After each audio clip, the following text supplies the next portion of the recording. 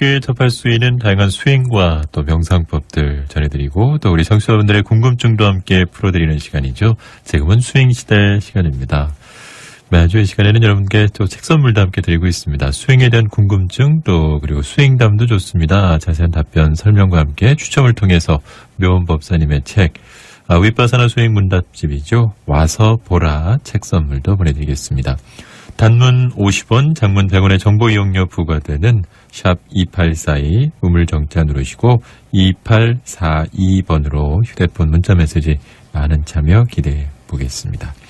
자, 오늘도 쉽고 바른 수행과 명상법들 전해주시기 위해서 사단법인 상주하불교 한국명상원의 원장이신 묘원법사님 모셨습니다. 안녕하십니까 법사님. 네, 안녕하세요. 예, 서두는 여러분들 보내주신 사연들 소개해드리고 그에 대한 간략한 답변도 전해드리고 있는데요. 오늘도 역시 몇 분 사연 소개해드리고 답변 전해드리겠습니다. 먼저 5653번님이 보내주신 내용인데요.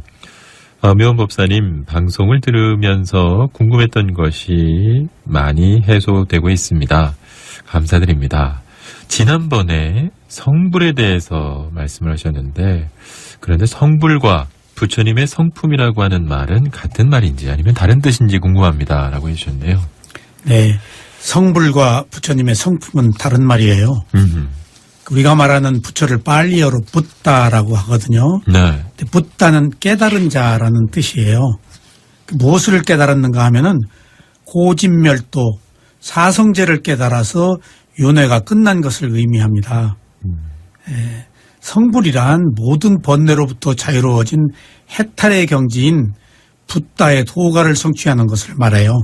네. 그래서 성불은 부처가 되는 것을 말합니다. 예. 하지만 언제부터 시작되었는지 알 수 없는 인류 역사에 붓다는 오직 25분밖에 안 계세요. 이게 경전에 자세하게 기록이 돼 있어요. 네. 그래서 누구나 붓다가 될 수는 있지만은 아무나 붓다가 되지를 못합니다. 붓다는 겁을 통해서 한 번씩 출현하시므로 인류 역사에 매우 희귀한 선각자이십니다. 그래서 우리가 말하는 성불의 의미는 붓다와 똑같이 윤회가 끝나는 아라한의 경지를 이르는 것이라고 이해하시면 좋겠어요. 네. 워낙 되기가 어려우니까. 그중에 부처가 되려고 하면 못 되잖아요. 네. 그래서 부처와 똑같이 윤회가 끝나는 아라한을 성불로 이해하시면 무리가 없을 겁니다. 다음으로 부처의 성품에 대해서 말씀드릴게요. 네. 부처의 성품이란 부처의 마음이거든요. 부처의 마음이 무엇인지 알려면은 인간이 타고 태어날 때 가지고 있는 4가지 종류의 마음을 이해하셔야 되겠어요. 인간은 태어날 때 누구나 4가지 마음을 가지고 태어나요. 이게 매우 중요한 의미를 가지고 있어요. 네. 첫째가 선한 마음이에요. 이것이 선심이에요. 둘째가 선하지 못한 마음이에요. 네. 이것이 불선심이에요. 네. 그 선심과 불선심을 누구나 똑같이 가지고 있어요. 이걸 야누스적이라고 볼까요? 성선설 선악설이란 말이 있는데 2개가 불교에서는 하나로 있다라고 그렇게 말을 해요. 그리고 3번째가 과보심이에요. 이 과보심이 인과응보의 마음으로 원인과 결과의 마음이에요. 그러니까 선심과 불선심이 있고 과거에 내가 선한 행위를 했을 때 만들어진 선과보심, 네. 불선한 행위를 했을 때 만들어진 불선과보심이 함께 있어요. 그래서 이 3가지 마음을 함께 가지고 태어나요. 네. 그리고 4번째가 작용만 하는 마음이에요. 이것이 부처의 마음이에요. 아라한의 마음이고. 아하. 우리가 부처의 성품이라고 말하는 것이 바로 4번째 말하는 단지 작용만 하는 마음을 여기서 말하고 있어요. 붓다는 선심, 불선심, 과보심을 여의고 오직 작용만 하는 마음만 가지고 계세요. 그래서 새로운 욕망을 일으키지 않아요. 그렇기 때문에 다시 태어나는 마음이 일어나지를 않아요. 우리가 말하는 선심과 불선심은 항상 붙어있는 상대적 마음이에요. 그러니까 선하다고 할 때는 불선이 있어요. 네. 불선이라고 할 때는 선한 것이 함께 붙어 있어요. 아하. 근데 부처님의 마음은 선과 불선을 뛰어넘는 단지 작용만 하는 마음이기 때문에 상대적인 개념의 마음이 아니고 오직 모두 선한 마음이에요. 이것이 바로 부처의 성품인 단지 작용만 하는 마음이에요. 그러니까 부처의 성품이 뭐냐 부르면은 부처님은 단지 작용만 하는 마음 가지고 계시다. 선하다, 선하지 못한 것을 뛰어넘는다. 네. 근데 이게 좀 어렵죠. 우리가 수행을 해서 우리 마음의 내재에 있는 단지 작용만 하는 마음을 가질 때 부처나 아라한이 됩니다. 그러니까 이것들이 태어날 때 우리들에게 잠재되어 있지만은 어리석음과 욕망이 눈을 가리어서 잠재되어 있는 이런 마음이 개발이 안 되는 거예요. 그래서 부처의 마음과 범부의 마음이 똑같다라고 하는 것은 단지 작용만 하는 마음을 똑같이 가지고 태어났는데 부처는 그걸 개발해서 완전히 그 마음을 가지고 계시고 범부는 그 마음이 있지만은 실제로 개발이 되어서 완전하게 그 마음을 못 갖는 거예요. 네. 근데 이미 이 마음은 우리가 태어날 때 네 가지 마음 속에 하나로 가지고 있어요. 그러니까 우리 마음이 부처다라고 하는 배경에는 단지 작용만 하는 마음의 근기가 있다. 그렇게 이해하시면은 궁금증을 풀 수 있을 거예요. 그래서 우리가 이 마음을 단지 작용만 하는 마음을 갖는 것이 우리 수행자들의 궁극의 목표이겠습니다. 그렇습니다. 그래서 부처의 성품이라는 것은 단지 작용만 하는 마음, 부처의 마음을 뜻합니다. 네. 자, 명월발표 매주 금요일 이 시간 명법사님 모시고 우리는 지금은 수행시대 꾸며드리고 있습니다. 계속해서 여러분들 문자 메시지 사연 한두 가지 더 소개를 드리고 또 본 내용 들어가겠습니다. 이번에는 7087번님 보내주신 내용입니다. 명법사님, 이런 질문을 드려도 될지 모르겠습니다. 무척 궁금해서 문자를 올리게 되는데요. 한 겁이 지나면 우주가 다시 시작되는지요? 라고 해주셨습니다. 네. 원래 부처님은 이런 질문 안 하세요. 네. 근데 저는 아직 부처님 수준이 아니니까 질문해 드릴게요. 예. 먼저 겁을 이해하시는 게 좋겠어요. 아하. 겁이란 헤아릴 수 없는 단위의 시간을 의미하거든요. 1겁이란 사방 200자의 바위가 있는데 100년에 한 번씩 천인이 옷자락을 쓸고 지나가서 이 바위가 모두 닳아 없어지는 시기예요. 네. 상상을 해보세요. 엄청. 네. 그러니까 불교가 그런 의미에서는 시간과 공간을 초월하는 우주적 의미를 담고 있다라고 말을 해요. 네. 그래서 겁은 상상을 초월하는 그런 세월입니다. 그런데 시간 개념은 인간 세상과 천상이 달라요. 네. 인간이 한평생을 사는데 60년 걸리는데요. 천상에서는 하루예요. 네네. 정말 문틈으로 말 타고 지나가는 것 같이 짧죠. 그러니 이런 문제를 우리의 인식의 영역 밖에 있는 것들이거든요. 네. 그래서 사실 이런 것들이 지금 우리들에게 당장이 필요한 얘기는 아닙니다. 또 질문하신 내용처럼 겁에 상관없이 우주는 계속돼요. 네. 겁은 시간의 개념이고 우주는 조건에 의해서 끊임없이 생성소멸하거든요. 그래서 우주가 어느 겁에 어떻게 변하는 것은 일정하지 않아요. 언젠가 이 지구도 끝이 나겠죠. 네. 겁의 세월 속에 있는 것이에요. 사실 지구가 종말이 올 때 여기 사는 인간이 어떻게 되는가 걱정하지 마세요. 광음천에서 태어난다는 기록이 있어요. 완전히 죽음을 끝낼 수가 없어요. 업에 과부가 있기 때문에. 완전히 죽음을 끝낼 수 있는 사람은 부처님이나 아라한밖에 없어요. 네. 그러니까 끝내고 싶어도 지구에서 내리고 싶어도 못 내려요. 자기가 지은 업 때문에. 중요한 것은 겁과 우주는 불교의 관심사가 아니라는 것입니다. 부처님의 가르침은 오직 한 인간의 정신과 물질에 관한 것이에요. 네. 그래서 부처님께서는 늘 자기 자신의 머리에 붙은 불과 가슴에 박힌 화살을 뽑는 것이 급선무라고 얘기를 하셨어요. 이런 것들은 관념이다. 아하. 그래서 불교는 오직 자신의 번뇌를 해결하는 것에 초점이 맞추어져 있다는 것을 생각하시면은 이게 궁금하더라도 나의 머리에 붙은 불과 가슴에 박힌 화살이 아니니까 이런 궁금증이 있었네 라고 그냥 아시면 되겠어요. 네. 네네. 매주 금요일 이 시간, 지금은 수행시대의 시간으로 꾸며드리고 있죠. 한국상조분배 한국명성원의 묘원법사님과 함께 여러분들 질문에 답변도 드리고 또 본 내용도 살펴드리겠습니다. 몇 가지 더 질문 살펴드리겠습니다. 2999번님 보내주셨나요? 묘원법사님, 저는 수행을 하려면은 자꾸 잡념이 생각나는데 어떻게 하면 잡념을 없앨 수 있을지요? 차분히 앉아서 수행을 하려고 해도 얼마 되지 않아서 자꾸 다른 생각으로 빠지게 됩니다. 라고 해주셨네요. 망상 이야기는 매번 나오는 거거든요. 네. 매번 같은 질문을 해주셔야 돼요. 음흠. 이건 누구에게나 공통되는 문제이기 때문이에요. 네. 네. 다음에도 이 질문 또 하셔도 제가 성심껏 답변해 드리겠습니다. 네. 이런 그 다른 생각은 누구나 똑같이 겪고 있는 고민이에요. 그래서 혼자만의 문제가 아니라서 잡념은 당연한 것이라고 받아들이는 것이 중요해요. 네. 지금 잡념이 문제라고 여기고 있잖아요. 네. 아니라니까요. 당연한 것이에요. 그래서 제가 다음에 똑같은 질문을 또 해드린다 그러잖아요. 네.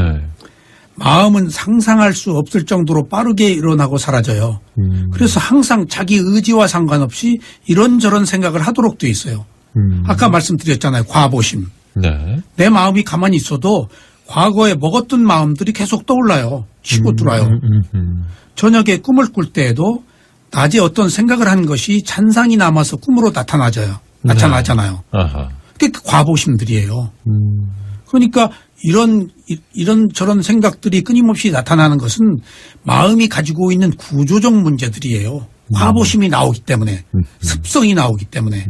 그러니까 그것은 하나의 불가피한 현상으로 받아들여서 우리가 그런 습성을 가지고 살고 있다라고 이해하시면 되겠어요. 그래서 사실은 수행이 어려운 거예요. 네. 그래서 이제는 잡념과 맞서지 말고 잡념이 일어날 때마다 지금 망상하고 있네? 지금 잡념이 일어났네?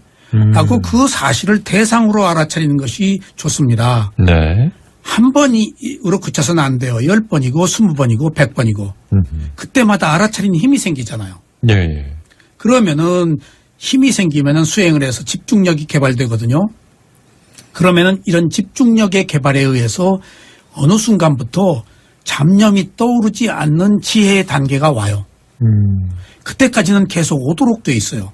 네. 오는 게 자연스럽습니다. 그러니까 망상이 떠오르지 않을 때까지 계속해서 알아차리는 길 외에는 달리 방법이 없습니다. 그리고 구체적으로 말씀드리면은 잡념이 다른 생각이 떠오르는 이유는 내가 호흡을 볼 때 호흡에 정확하게 겨냥하고 있지 않기 때문이에요.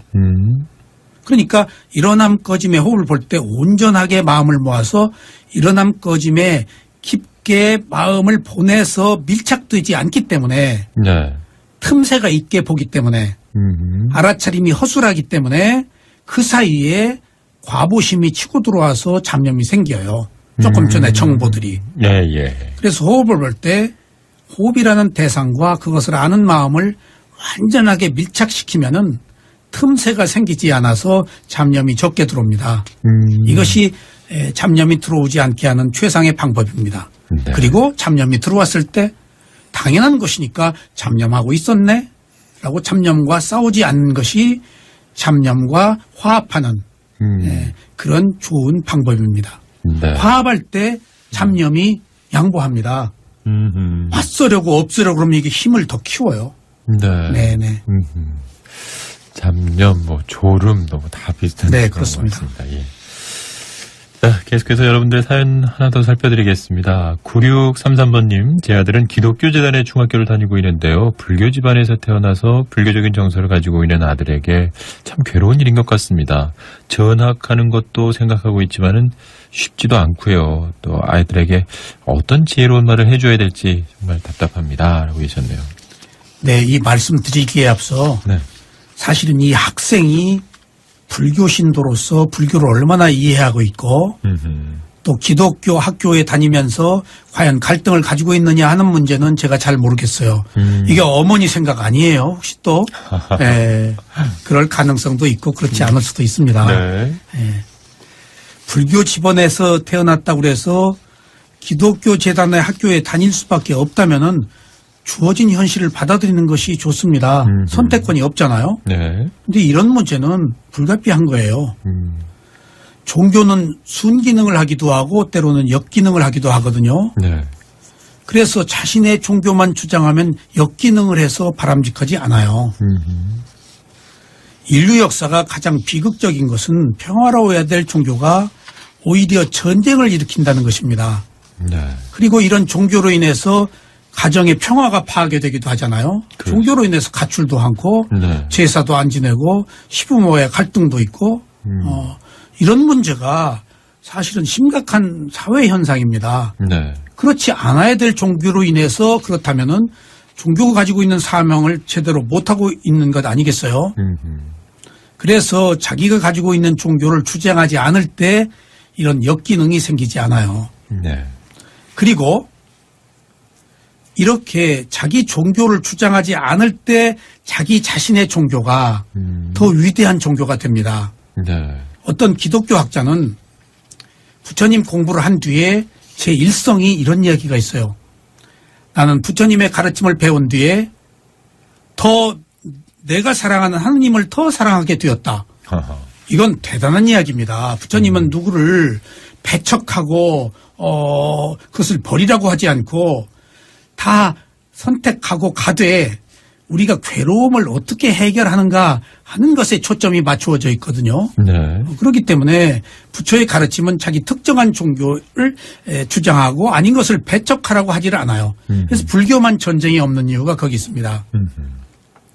제 입장에서 보면은 학생이라면 오히려 다른 종교를 배울 수 있었으면 좋겠어요. 왜냐하면 아드님이 전인적 인격을 갖기 위해서는 기독교에 대해서 배타적인 감정을 갖지 않도록 해야 됩니다.